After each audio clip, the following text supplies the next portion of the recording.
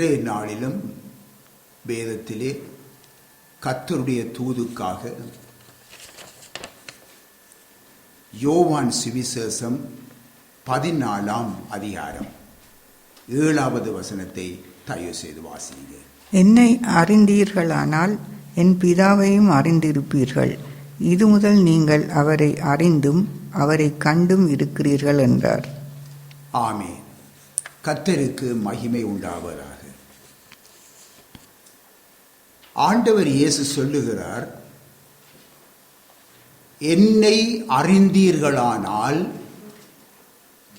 என் பிதாவையும் அறிந்திருப்பீர்கள். அங்கே யோவான் சுவிசேஷம் 14ஆம் அதிகாரத்திலே 9வது வசனத்தை நீங்கள் வாசித்து பாருங்கள்.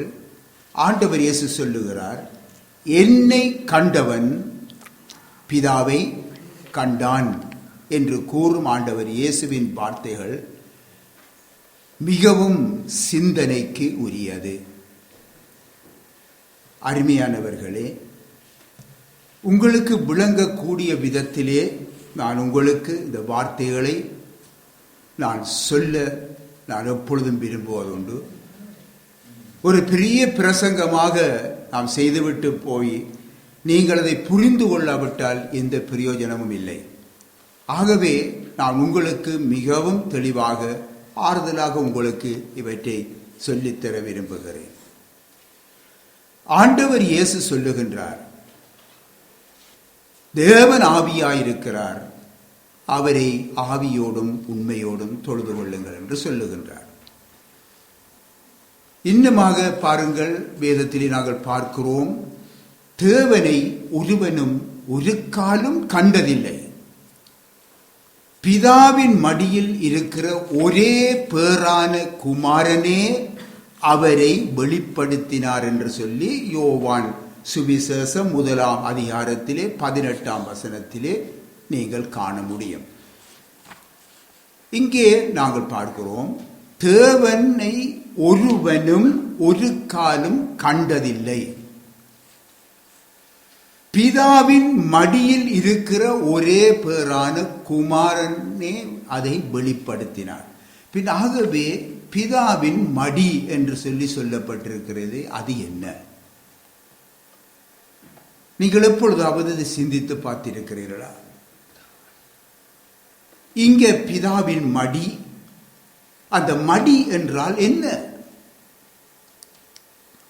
இங்கே கவனித்துக் கொள்ளுங்கள். இங்கே மடி என்று சொல்லி அங்கே வருகின்ற எபிரேய வார்த்தையின் அந்த சரியான பொருள் என்ன தெரியுமா?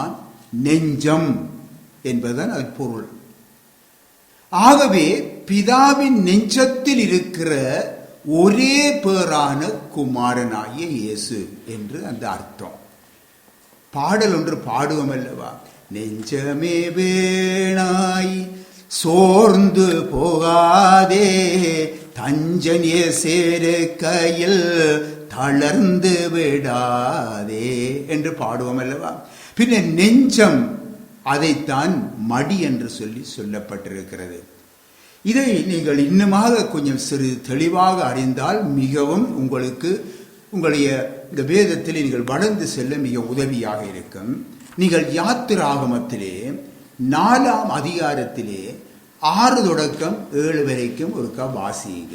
யாத்திராகமம் 4ஆம் அதிகாரம் 6, 7 வாசியுங்க. மேலும் கர்த்தர் அவனை நோக்கி, உன் கையை உன் மடியிலே போடு என்றார். கர்த்தர் மோசேயை நோக்கி என்ன சொல்லுகிறார்? உன் கையை உன் மடியிலே போடு என்றார். அவன் தன் கையை தன் மடியிலே போட்டு அதை வெளியே எடுக்கும் போது இதோ அவன் கை உறைந்த மலையைப் போல் வெண்குஷ்டம் பிடித்திருந்தது. அவர், உன் கையை திரும்பவும் உன் மடியிலே போடு என்றார். அவன் தன் கையை திரும்ப தன் மடியிலே போட்டு தன் மடியிலிருந்து அதை வெளியிலே எடுத்த போது அது திரும்ப அவனுடைய மற்ற சதையை போலாயிற்று. ஆமென். கர்த்தருக்கு மகிமை உண்டாவது. இங்கே பாருங்கள், இங்கே மோசேயை பார்த்து ஆண்டவர் இயேசு ஆண்டவர் கர்த்தர் சொல்லுகிறார், மோசே உன் கையை உன் மடியிலே போடு என்கிறார். பின் ஆகவே அது என்ன அர்த்தம்? அதாவது அவன் தன் கையை அப்படியே மடியிலே போட்டான் என்று சொல்லி அங்கே சொல்லப்பட்டிருக்கிறது. வெளியே எடுக்கும் பொழுது அவனுடைய கை உறைந்த மலையை போல வெண் குஷ்டம் பிடித்திருந்தது. பின் அந்த மடி என்பது என்ன? நெஞ்சு. பின் ஆகவே நெஞ்சத்துக்குள்ளே உன்னுடைய கையை போடு என்பது அர்த்தம். ஆகவே நெஞ்சுக்குள்ளே அவன் கையை விட்டுவிட்டு மீண்டும் அந்த கையை எடுக்கும் பொழுது கையானது குஷ்டரோகத்தால் நிறைந்திருந்ததை காண முடிந்தது. பின்ன ஆகவே அருமையானவர்களே, கொஞ்சம் நாம் சிந்தித்து பார்க்க வேண்டும். இதை நீங்கள் அறிந்து கொள்ள வேண்டும். நெஞ்சத்திலே பாவம் நிறைந்திருக்கிறது. ஆண்டவர் இயேசுவும் சொன்னாரல்லவா, உங்களுடைய இருதயம் என்னென்ன பாவங்களினாலே நிறைந்திருக்கிறது என்று சொல்லி காட்டினாரல்லவா. பின் ஆகவே அங்கே நெஞ்சத்திலே பாவ குஷ்டம் நிறைந்திருக்கிறது. மனிதனுக்கு சரீர பிரகாரமாக குஷ்டம் இல்லை, ஆனால் இருதயத்திலே குஷ்டம் இருக்கிறது. ஆகவே இந்த உலகத்திலே ஒவ்வொரு மனிதனும் அவன் குஷ்டரோகியாய் இருக்கிறான் என்பதை மறந்துவிடக்கூடாது. தீட்டுள்ளவனாய் இருக்கிறான் என்பதை மறந்துவிடக்கூடாது. ஏன்? வெளியிலே அவன் நல்ல அலங்காரமாய் இருக்கிறான், நல்ல அழகாக உடுத்தி இருக்கிறான், நன்று அழகாக தன்னை சோடித்திருக்கிறான். ஆனால் அவனுடைய உள்ளத்திலே நெஞ்சிலே பாவம் இருக்கிறது. இதைத்தான் அங்கே சுட்டிக்காட்டுறார். ஆகவே இந்த மனிதனுக்கு சரீர பிரகாரமாக குஷ்டம் இல்லை, ஆனால் இருதயத்திலே குஷ்டம் இருக்கிறது. அதைத்தான் ஆண்டவர் இயேசு சொல்லும் பொழுது இருதயத்தின் நிறைவினால் வாய் பேசும். பின் ஒரு மனிதனுடைய வார்த்தையின் நிமித்தமாக பாருங்கள், அவனுடைய இருதயம் எதினால் நிறைந்திருக்கிறது என்பதை அறிய முடியும். ஆண்டவர் சொல்லுகிறார் அல்லவா, மரத்தை அதன் கனியினால் அறியலாம். அது நல்ல கனி என்றால் நல்ல மரம், கெட்ட கனி என்றால் கெட்ட மரம் என்று சொல்லுவோம். ஆகவே இப்பொழுது பாருங்கள், நெஞ்சத்தில் இருந்த பாவம் வெளியே வந்துவிட்டது மோசேக்கு. அங்கே வந்துவிட்ட பொழுது இப்பொழுது நெஞ்சத்திலே அப்பொழுது பாவம் இல்லை. ஏன்? அது கையிலே வந்துவிட்டது. அதாவது பாவத்தில் இருந்து ஒரு விடுதலை கிடைக்கிறது இயேசு கிறிஸ்துவினால் என்பதை அது வெளிப்படுத்துகின்றது. இது மோசேக்கு கொடுத்த ஒரு அடையாளம். இப்பொழுது அவன் பிறகு அந்த கையை தன் நெஞ்சத்துக்குள்ளே வைக்கிறான் பாருங்கள். அப்பொழுது அவன் மீண்டும் எடுக்கும் பொழுது கை மீண்டும் சுத்தமாயிருக்கிறதை அங்கே பார்க்கும். ஏன்? பாவம் வெளியேறிவிட்டது. பின் ஆகவே ஆண்டவர் இயேசு கிறிஸ்துவின் மூலமாக ஒரு மனுஷனுடைய பாவம் அவனை விட்டு வெளியேறுகிறது. இப்பொழுது மடி என்பதன் விளக்கத்தை நீங்கள் அறிந்து கொண்டீர்கள். ஆகவே இது அல்ல இன்றைக்கு தேவனுடைய தூது. நாங்கள் வருகிறோம். இப்பொழுது இன்றைய தேவதூதுக்கின் விடயத்துக்காக நாங்கள் வருவோம். எப்படி என்றால் பாருங்கள், தேவனை ஒருவனும் ஒரு காலம் கண்டதில்லை. எந்த ஒரு மனுஷனும் தேவனை காணவில்லை. ஆனால் அவரை அறிந்து கொள்ள வேண்டியது ஒரு மனுஷனுக்கு அவசியமாயிருக்கிறது. தேவனை ஒருவனும் காணவில்லை, ஆனால் அவரை அறிந்து கொள்ள வேண்டியது ஒரு மனுஷனுக்கு அவசியமாயிருக்கிறது.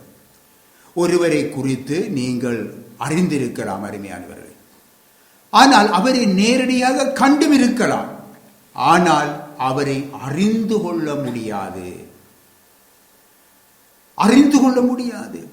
பின்ன அந்த மனிதனை அறிய வேண்டுமாயின் நான் அவருடன் நட்பு கொள்ள வேண்டும், அவருடன் நெருங்கி பழக வேண்டும். அந்த வேளையில் தான் நாங்கள் அவரை குறித்து அறிந்து கொள்ளலாம். அப்படியேதான் அருமையானவர்களே, கடவுளை பற்றிய பல வகை புஸ்தகங்களை நாங்கள் படிப்பதினாலோ அல்லது வேத அறிஞர்கள், சமய குருக்கள் பிரசங்கங்களை அவருடைய கேட்பதினாலோ அல்லது பெரும் மகான்கள் என்று உலகத்தாலே அறியப்பட்டவர்களாய் இருந்தாலும் அவர்களை பின்பற்றுவதாலோ அல்லது சில பட்டிமன்றங்கள் என்று வைப்பார்கள் பாருங்க, அதன் மூலமாகவோ பைபிளை படித்து மாமேதை என்று பட்டங்கள் பெற்றதினாலோ ஒருவராலும் காணக்கூடாத தேவனை, அதாவது கடவுளை அவர்கள் காண முடியாது, கண்டுகொள்ள முடியாது. பின்னர் கண்டுகொள்ள முடியாதவரை எப்படி நீங்கள் அறிய முடியும்? கொஞ்சம் சிந்தித்து பாருங்கள். சிலர் பாருங்கள் சொல்லுவார்கள், விபுலானந்தர் கண்ட இயேசு என்று சொல்லி சொல்லி பெருமைப்படுவார்கள். நாம் கூறுகிறோம் இது அவர்களுடைய அறியாமை. இன்னும் சிலர் பாருங்கள், இயேசு காவியம் என்ற நூலை எழுதினாராம் ஒரு அறிஞர் என்று சொல்லி அந்த அறிஞரை புகழுவார்கள். நாம் கூறுகிறோம் இதுவும் அவர்களுடைய மதியினம். அவர்கள் எல்லோரும் தங்கள் உலக ஞானத்தினாலே கடவுளை கண்டார்கள். எப்படி? இந்த உலக ஞானத்தினால் கடவுளை கண்டார்கள். ஆனால் உண்மை என்னவென்றால் அவர்கள் கடவுளை காணாமல், படைத்த தெய்வத்தை காணாமல், அவரை அறியாமல், கடவுள் இல்லாத வாழ்க்கை வாழ்ந்து இந்த உலகத்தை விட்டு அவர்கள் கடந்து போய்விட்டார்கள். இப்படி எத்தனையோ பேரை சொல்ல முடியும். ஆனால் அருமையானவர்களே, இவர்களது பரிதாப முடிவை எண்ணி நாம் வேதனைப்படுகிறோம். பிரியமான பிள்ளைகளே, சிறுவன் சாமுவேலை உங்களுக்கு தெரியும், நாம் விளங்கப்படுத்த வேண்டிய அவசியம் இல்லை. இந்த சிறுவன் சாமுவேல் ஏலியோடு இருந்து தேவனுக்கு தொண்டு செய்தவன். ஏலி என்ற ஆசாரியன், அந்த ஆசாரியனோடு இருந்து இந்த ஆலய பணிகளை எல்லாம் செய்தவன். ஆனால் தேவன் அவனை பெயர் சொல்லி அழைத்தார் அல்லவா? சாமுவேலே சாமுவேலே என்று சொல்லி அழைத்த பொழுது அந்த சாமுவேல் அவரை அறியாதவராக இருந்தார். பார்த்தீர்களா? இதை நாங்கள் 1 சாமுவேல் 3ஆம் அதிகாரம் 7ஆம் வசனத்திலே நீங்கள் காண முடியும். பின்ன தேவனுடைய பிள்ளைகளே, நீங்கள் கர்த்தரின் வேதமாகிய இந்த பரிசுத்த பைபிளை கையிலே ஏந்தியவர்களாக நீங்கள் இன்றைக்கு ஒழுங்காக சபைக்கு நீங்கள் போய் வரலாம்.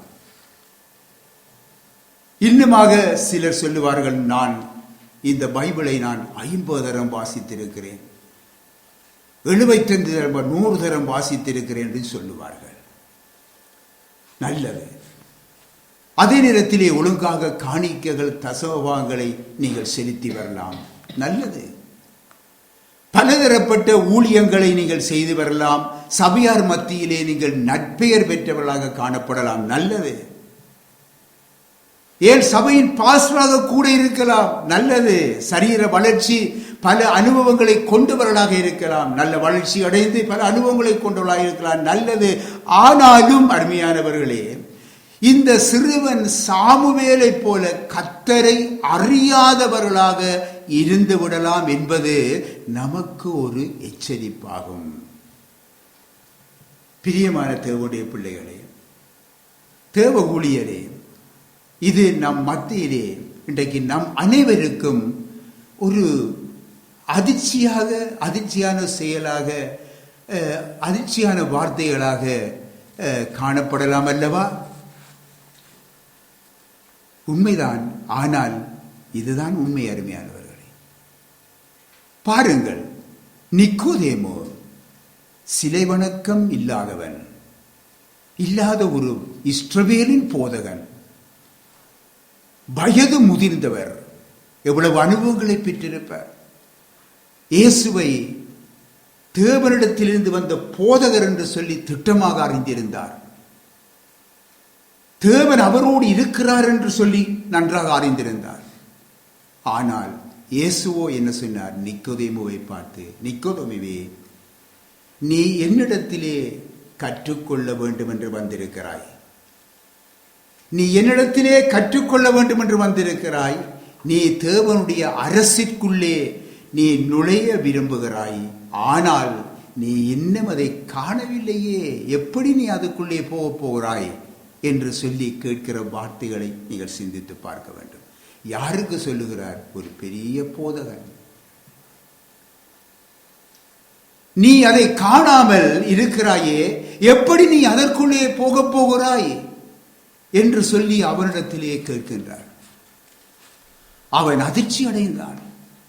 கவனிங்க, இன்றைக்கு மனித வாழ்க்கையை பெற நீங்கள் என்ன செய்ய வேண்டும்? முதல் பிறப்பு பிறக்க வேண்டும். மனித வாழ்க்கையை பெற வேண்டுமானால் முதல் பிறப்பு எவ்வளவு அவசியம், அதே போல அருமையானவளே, தெய்வீக அந்த வாழ்க்கையை நாம் பெற 2வது பிறப்பு மிக அவசியம். இதைத்தான் மறுபிறப்பு என்று சொல்லுவார்கள். சில மதத்தவர் சொல்லுவார்கள், நாங்கள் பலவிதமான பிறப்புகளை நம்பிக்கையாக கொண்டவர் என்று சொல்லுவார்கள்.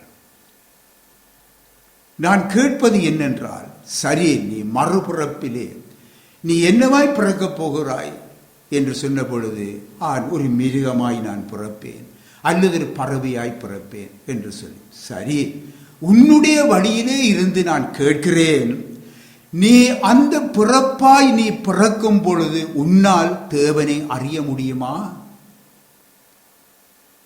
தேவன் ஒருவர் உண்டென்று சொல்லி உன்னால் புரிந்து கொள்ள முடியுமா?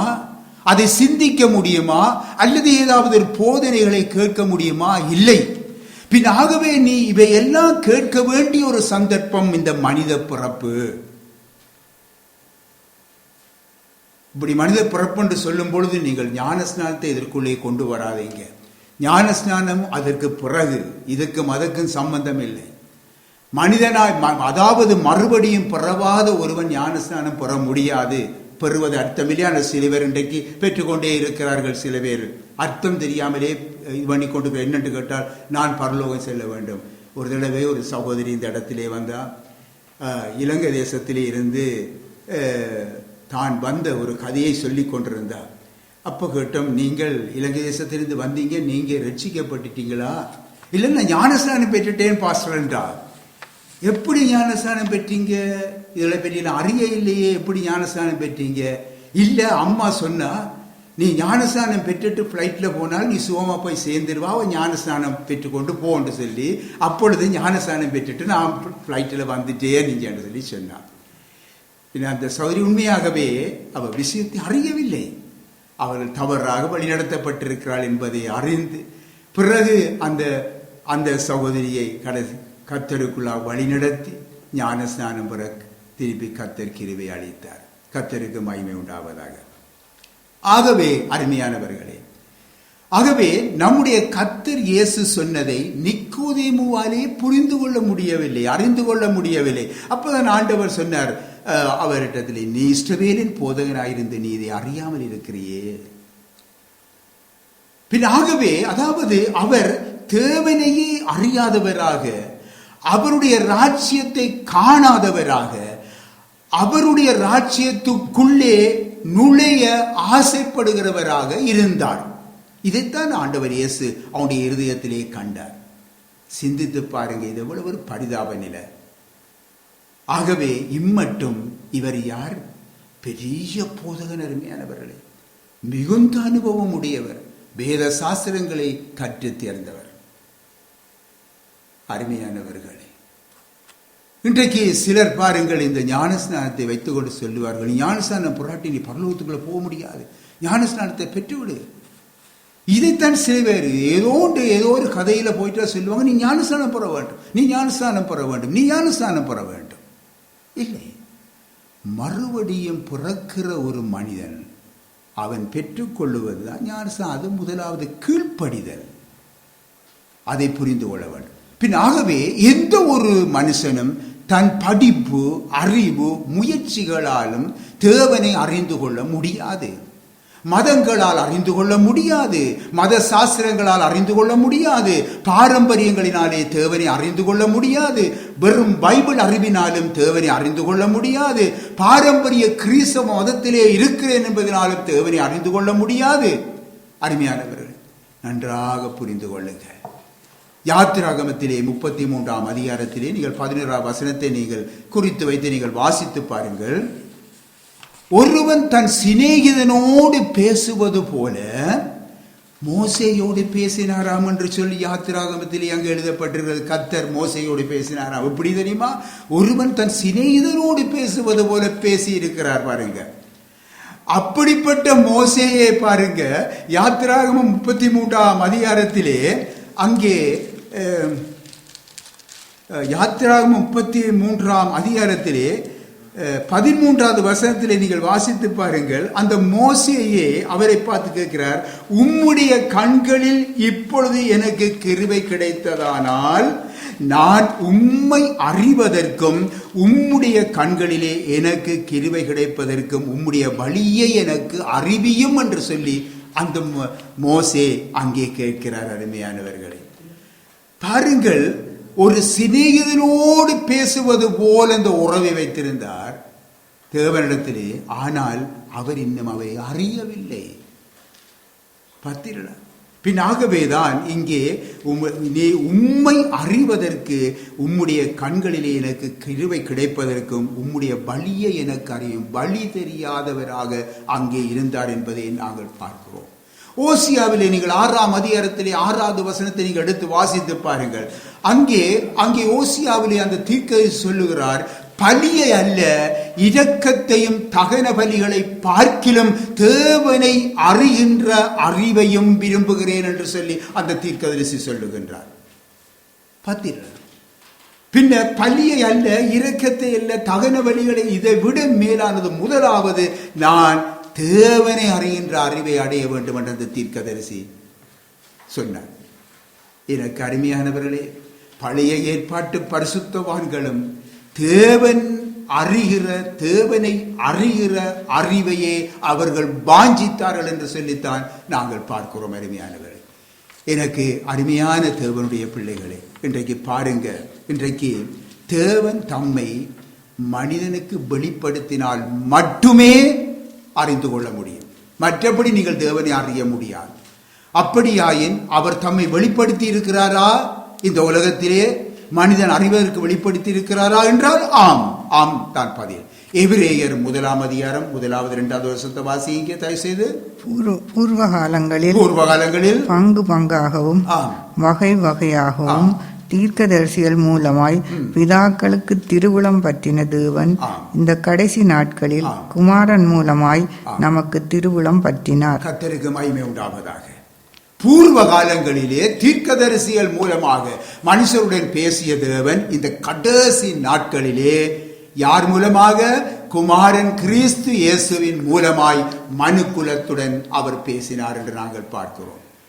அருமையானவர்களே, கர்த்தர் இயேசுவுடனே கூட இருந்த சீசர்களை நோக்கி பாருங்க. என்னை அறிந்தீர்களானால் என் பிதாவையும் அறிந்திருப்பீர்கள். பின் ஆண்டவர் இயேசு கிறிஸ்துவை பின்பற்றுகிற ஒவ்வொரு பிள்ளைகளும் அவருடைய சீசர்கள். இந்த சீசருக்குத்தான் ஆண்டவர் பேசுகிறார். அங்கே என்ன பேசுகிறார்? நீங்கள் என்னை அறிந்தீர்களானால் என் பிதாவையும் அறிந்திருக்கிறீர்கள். பார்த்தீங்களா? பின் ஆகவே ஆண்டவர் சொல்லுகிறார், தொடர்ந்து பாருங்க, இது முதல் நீங்கள் அவரை அறிந்தும் அவரை கண்டும் இருக்கிறீர்கள் என்று சொல்லி சொன்ன பொழுது பாருங்க, அதற்குள்ளே பிலிப்பு என்ற சீசன் அவரை நோக்கி சொல்லுகிறார், ஆண்டவரே, நீர் பிதா பிதா என்று சொல்லுகிறீரே, அந்த பிதாவை எங்களுக்கு காண்பியும், அது எங்களுக்கு போதும் என்று சொல்லி சொல்லுகின்றார். பின் ஆகவே சொன்ன பொழுது அதற்கு ஆண்டவர் இயேசு என்ன சொன்னார்? பிலிப்புவே, இவ்வளவு காலமும் நான் உங்களுடனே கூட இருக்கிறேன், இருந்தும் நீ என்னை அறியவில்லையா? பார்த்தீங்களா? பின்ன பாருங்க, இங்கே ஆண்டவருடைய கேள்வியை சிந்தித்து பார்க்க வேண்டும். நான் இவ்வளவு காலமும் நான் உங்களுடனே இருக்கிறேன், இருந்தும் நீ என்னை அறியவில்லையா? என்னை கண்டவன் பிதாவை கண்டான்.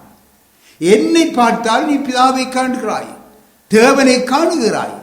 நீ என்னை கண்டால் நீ பிதாவை காணுவாய். பின் ஆகவே பாருங்க, இங்கே ஆண்டவர் இயேசு சொல்லுகிற வார்த்தையை நாம் ஆழமாய் சிந்தித்து பார்க்க வேண்டும். பின் ஆகவே பிதாவை காண்பியும் என்று நீ ஏன் எப்படி நீ சொல்ல முடியும் என்று சொல்லி கேட்கிறார். நீங்கள் யோவான் சுவிசேஷத்திலே 14ஆம் அதிகாரத்தில் நீங்கள் இதை வாசித்து பார்க்கலாம். பின் ஆகவே இவர்கள் இயேசுவோடு தான் இருக்கிறார்கள். அவரோடு ஜெபத்திலே பங்கு கொள்ளுகிறார்கள். அவர் செய்கிற அற்புதங்களை எல்லாம் கண்ணாலே காணுகிறார்கள். போதனைகளை கேட்கிறார்கள். இவ்விதமாக அவர்கள் இருக்கிறார்கள். ஆனாலும் அவர்கள் தேவனை அறியாமல் இருந்திருக்கிறார்கள் என்று பார்க்கக்கூடிய இருக்கிறது. எனக்கு அருமையானவர்களே, எவ்வளவு ஒரு ஆழமாக நாங்கள் சிந்தித்து பார்க்க வேண்டிய வேத வாக்கியங்கள் இது. இது நாம் எல்லோருக்கும் ஒரு ஆச்சரியமாக இருக்கிறது. உண்மைதான் அருமையானவர்களே. நாங்கள் அப்படி நினைக்கிறோம் என்ன தெரியுமா? நாம் கிறிஸ்தவர்கள், நாம் ஞானஸ்நானம் பெற்றுவிட்டோம், நாம் ஊழியம் செய்கிறோம், நாம் போதிக்கிறோம். இவ்விதமாக இன்றைக்கு திருப்தி அடைந்து விடுகிறோம். நாம் ஆழமாய் சென்று பார்க்க வேண்டும். இதுதான் அருமையானவர்களே, நாங்கள் இவ்விதமாக ஆழமாய் செய்து பார்க்கிறது தான் நாங்கள் எங்களுடைய ஆவிக்குரிய ஜீவியத்திலே வளருவதற்கு உதவும். அருமையானவர்கள், நாம் ஆவிக்குரிய ஜீவியத்திலே வளர்ந்து செல்ல வேண்டும். இன்னும் குழந்தைகளாய் இருக்கக்கூடாது. சரி, யோவான் சுவிசேஷத்திலே 6ஆம் அதிகாரத்திலே பாருங்கள், ஆண்டவர் இயேசு 5 அப்பங்களையும் 2 மீன்களையும் எத்தனை பேருக்கு கொடுத்தார், போஷித்தார்? 5000, சுமார் 5000 புருஷர்களுக்கு கொடுத்தார் என்று சொல்லி பார்க்கிறோம். 5000 புருஷர்கள் என்றால் கிட்டத்தட்ட அவர்கள் 10,000 பேராக இருப்பார்கள் என்று சொல்லி நாங்கள் ஊகிக்கக்கூடிய இருக்குது. சரி, சுமார் 5000 புருஷர்களுக்கு இயேசு தன்னுடைய அற்புதத்தின் மூலமாக போஷித்தார். இந்த போஷித்த ஆண்டவரை என்ன செய்தார்கள்? இவர்கள் வாஞ்சையோடு பின்பற்ற அங்க ஓடி திரிந்தார்கள். அவரை பின்பற்றுகிறவர்களாக காணப்பட்டார்கள். ஏனென்றால் அவர் போகிற இடங்கள் எல்லாம் ஓடினாங்க. ஏனென்றால் என்னத்துக்காக வேண்டி?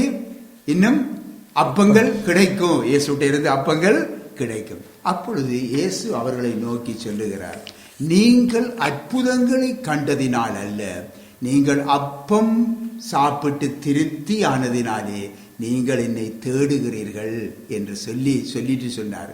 நீங்கள் இந்த அழிந்து போகிற இந்த போஜனத்துக்காக அல்ல, நித்திய ஜீவன் வரைக்கும் நிலை நிற்கிற போஜனத்துக்காகவே நீங்கள் கிரியைகளை நடப்பியுங்க, அதுக்காண்டித்தான் நீங்க செயல்படுங்க என்று அவரிடத்திலே கூறுகின்றார். எனக்கு அருமையானவர்களே, இப்படியாக, அதாவது அவர்கள் தம்மை யாரென்று அறிந்து கொள்ள அவர்கள் தேடவில்லை. தங்களை சிருஷ்டித்த கர்த்தர்தான் இவர் என்று சொல்லி அவர்கள் புரிந்து கொள்ளவில்லை. இவர்தான் நம்முடைய பாவங்களுக்காக மீட்கும் பொருளாக வந்த இரட்சகர் என்பதை அவர்கள் இன்னும் புரிந்து கொள்ளவில்லை. அற்புதங்களை கண்டு அவர்கள், இவர் யார், இது சாதாரணமான ஒரு மனுஷன் அல்ல, இவர் இப்படிப்பட்ட ஒரு சாதாரண ஆள் இல்லை என்று கூட அவர்கள் விசுவசிக்கவில்லை. ஆனால் அவர்களுடைய நோக்கங்கள் எல்லாம் என்னவா இருந்தது? சரீர தேவைகள். ஏது சாப்பாடு, சாப்பிட போகணும், ஆண்டவர் எங்களுக்கு தருவார். சாப்பாட்டிலே தான் அவர்களுடைய சிந்தனை இருந்தது. அழிந்து போகிற, அதாவது அழிந்து போகிற போஜனம், சாப்பாடு, உழைப்புகள், பணங்கள், வேலைகள், இப்படியாக அழிந்து போகிற இதற்கு அவர்கள் பிரியாசப்படுகிறார்கள். பின் ஆண்டவர் சொல்லுகிறார், அழிந்து போகிற போஜனத்துக்காக அல்ல, நித்திய ஜீவன் வரைக்கும் நிலை நிற்கிற போஜனத்துக்காகவே நீங்கள் பிரயாசப்படுங்கள், அதை தாம் கொடுப்பதாக அவர் அங்கே கூறுகின்றார். அருமையானவர்களே, அதற்கு அவர்கள் என்ன செய்தார்கள் தெரியுமா? அதற்கு நாம் என்ன செய்ய வேண்டும் என்று கேட்கிறார்கள். அப்பொழுது ஆண்டவர் இயேசு சொல்லுகிறார், வாசிப்போம். யோவான் சுவிசேஷத்திலே 6ஆம் அதிகாரம் 29வது வசனத்தை வாசிங்க. இயேசு அவர்களுக்கு பிரதியுத்தரமாக, அவர் அனுப்பினவரை நீங்கள் விசுவாசிப்பதே, பிதாவானவர் அனுப்பின தம்மை விசுவசிக்க வேண்டும் என்று சொல்லுகிறார். தேவனுக்கேற்ற கிரியையாய் இருக்கிறது. கர்த்தருக்கு மகிமை உண்டாவதாக. அருமையானவர்களே, பிதாவானவர் அனுப்பிய தம்மை விசுவசிக்க வேண்டும் என்று சொல்லி தாம் பாவ நிவாரண பலியாக தம்மையே ஒப்பு கொடுக்க வேண்டும், சிலுவையிலே தான் பலியாக வேண்டும், அதற்காகத்தான் வானத்திலிருந்து தான் இங்கே இறங்கி வந்ததாக, தம்மை விசுவசிக்கிறவர்கள் நித்திய ஜீவனை அடைய வேண்டும் என்பதே அவருடைய தாகமாய் இருக்கிறது. இப்படியெல்லாம் அது மட்டுமல்ல, மரித்தோருடைய உயிர்த்தெழுதலை குறித்தும் அங்கே உபதேசித்துக் கொண்டிருக்கிறார். இவைகளை கேட்டவர்கள் பாருங்க,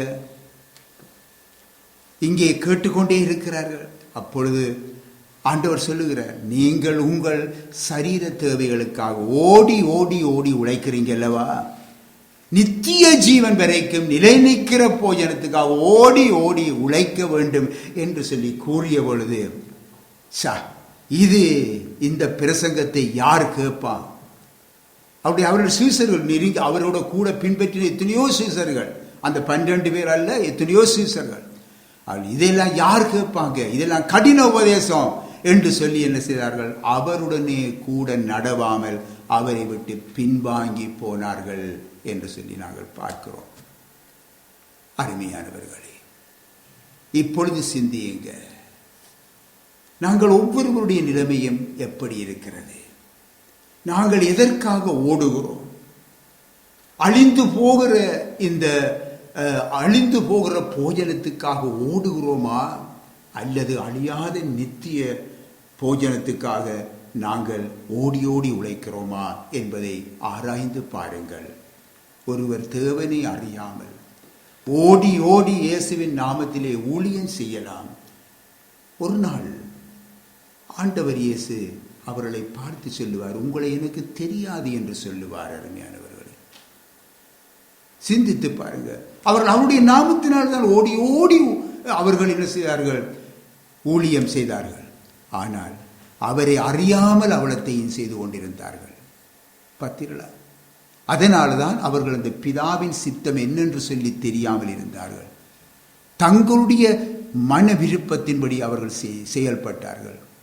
நமது இரட்சகர் நாம் ஒவ்வொருவரையும் பார்த்து வேதனையுடன் கேட்கிறார், இப்பொழுது நீங்களும் போய்விட மனதாய் இருக்கிறீர்களா?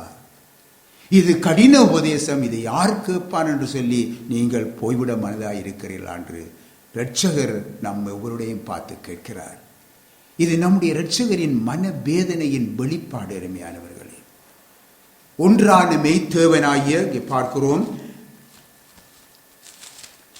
ஒன்றான மெய்த்தேவனாகிய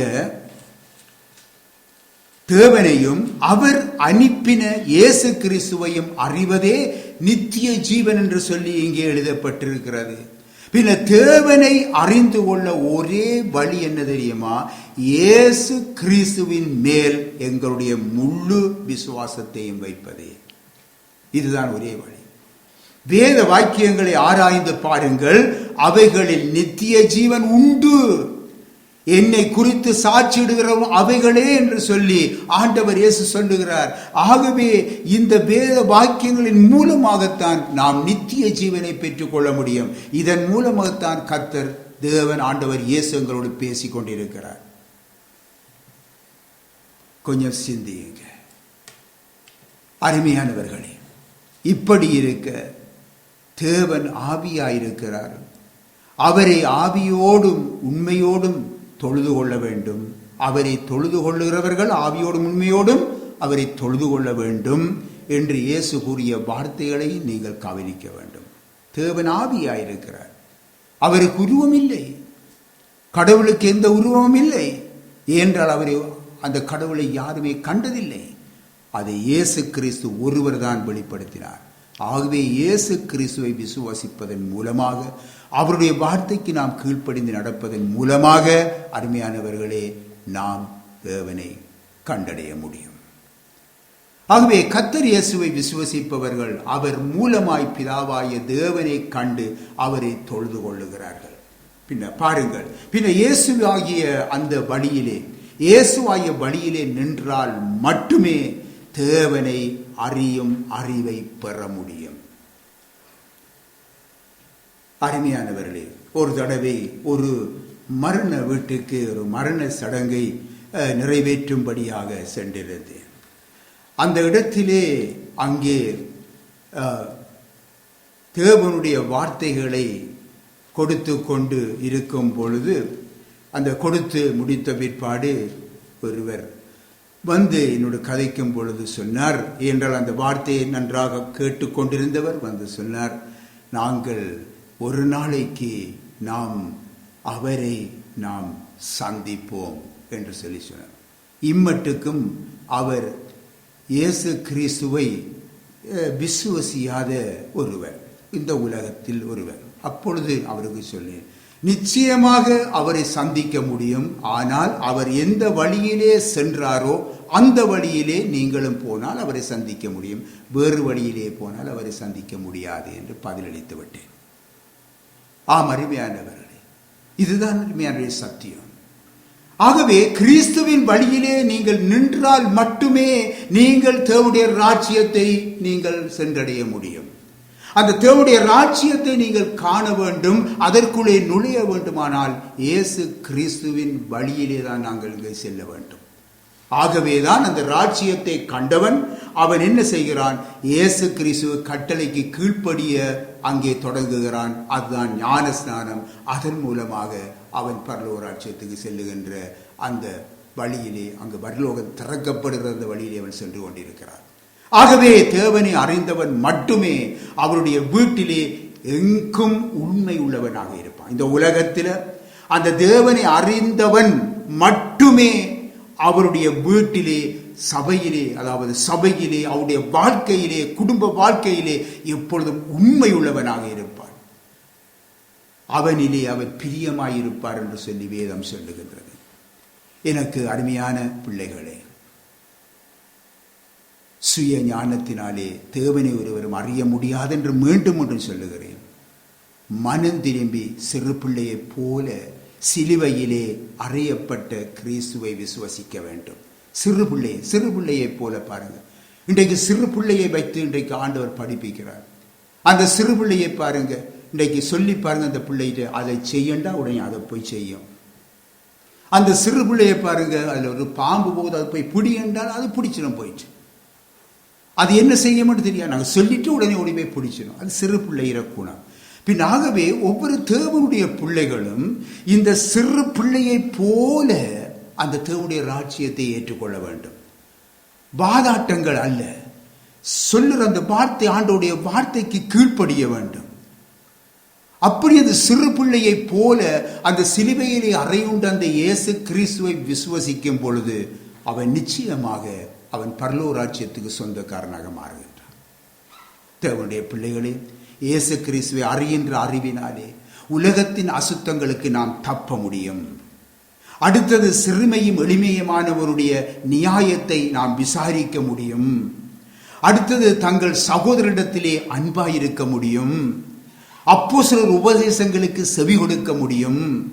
அடுத்தது உலகத்தின் மேன்மைகள் அனைத்தும் அவனுக்கு குப்பையாகத்தான் தெரியும். அருமையானவர்களே, அடுத்தது தான் விசுவசிக்கிறவ இன்னார் என்று சொல்லி அவன் அறிந்திருக்க முடியும். பிரியமானவர்களே, நீங்கள் யாராக இருந்தாலும், எந்த மதத்தை சேர்ந்தவர்களாக இருந்தாலும், பாரம்பரிய கிறிஸ்தவ மதத்தை சேர்ந்தவர்களாக இருந்தாலும், ஏன் இன்றைக்கு நாங்கள் ரோமான் கத்தோலிக்க மதத்தவர்கள் என்று சொல்லிக் கொண்டிருந்தாலும், இரட்சகராகிய இயேசு கிறிஸ்துவை விசுவாசித்து அவர் சொல்லுகிறபடி நீங்கள் செய்யாதிருந்தால் நீங்கள் சிருஷ்டிகரை அறியாதவராக தேவன் இல்லாத ஒரு வாழ்க்கை வாழ்ந்து அந்த வாழ்க்கையின் முடிவு ஒரு பயங்கரமாயிருக்கும். அந்த பயங்கரமாக முடிகிற அந்த வாழ்க்கைக்குள்ளே நீங்கள் தான் செல்லுவீர்கள். ஆகவே மதத்தை குறித்து மேன்மை பாராட்ட வேண்டாம். மதத்தை விட்டு வெளியே வர வேண்டாம்.